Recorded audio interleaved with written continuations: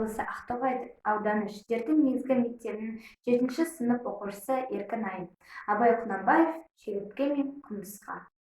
Шырылдауық шегіртке ұшып жүріп ән салған, көгілді гүл айдап, қызықпен жүріп жаздалған. Жазды күні жапырақтың бірінде тамақ, бірінде үй. Жапырақ кетті, жаз кетті, күз болған соң кетті күй. Жылы жаз жоқ, тамақ жоқ, өкінгеннен не пайда? Суыққа тоңған, қарны ашқан, ойын қайда, ән қайда?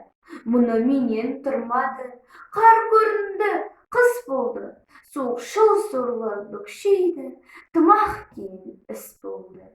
Секіру қайда сүрініп, қабағын қайғы жабады, салонда жатып дән жиған құмырсқаны іздеп табады.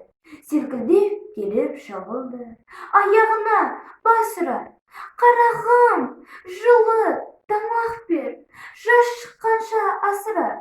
Мұным жаным сөз емес, жаз өтерін білмекпен.